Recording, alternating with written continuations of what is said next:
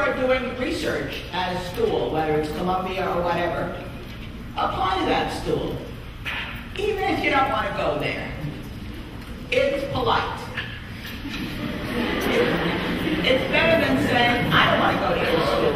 Apply. Later on, you can decide where you want to go, depending upon the finances and many other things, where you get in and so on. But do apply.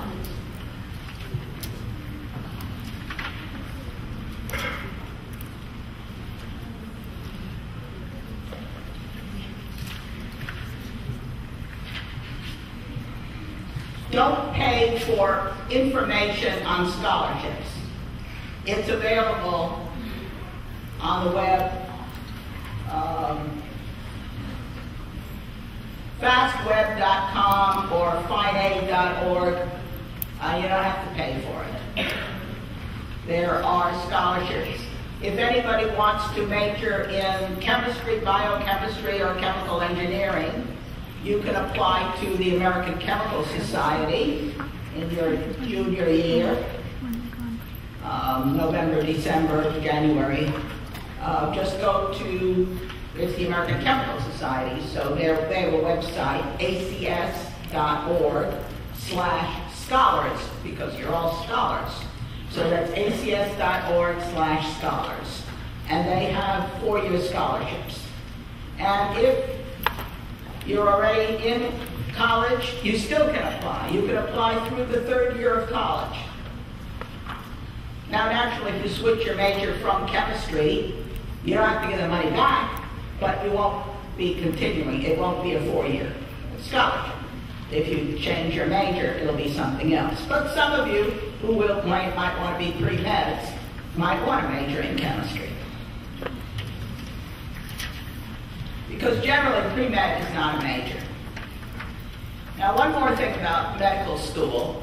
If you have very good SATs and grades, and if you don't want to worry about those dreaded MCATs, you can apply to the 7- and 8-year college medical school programs.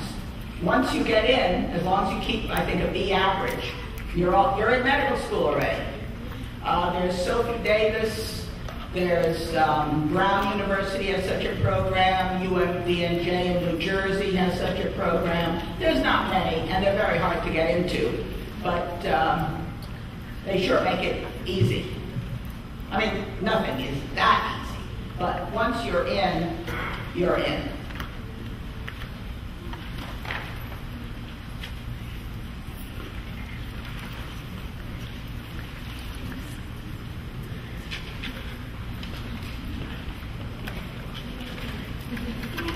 If you know other college students, for example, from Harlem Children Society, ask them about courses. Ask them if they're going to the same school. Who are the good teachers?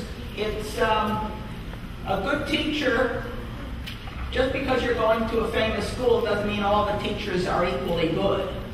They may be famous and great researchers, but maybe they're not so good as undergraduate teachers.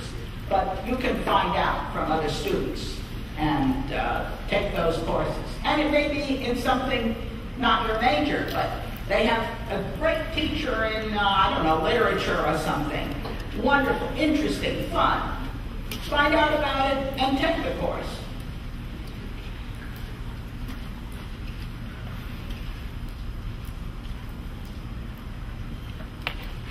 Once you've entered college, you might, and if you're doing work study 10 to 15 hours a week is not bad. It's a way to increase your network, and students who do work study often do better than those who don't. But you might want to work in a lab. Now that you have experience, you talk to the professors and say, can I get work study in a lab? And maybe you can. It's better than filing or misfiling in the admissions office.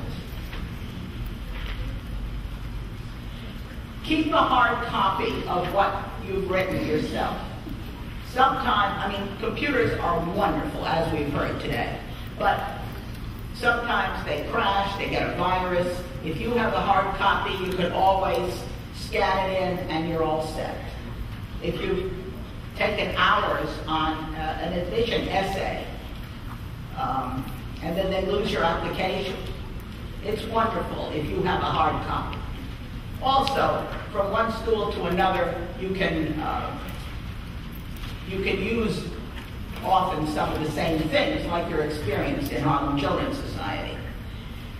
But I certainly suggest that unless you are a super duper writer, that you get an English teacher or someone else whose English is good to look at one of your essays and make comments and corrections. This will come in very handy, and it will make you a better writer, and it will make that essay better. And this, of course, means you can't do it at the last minute.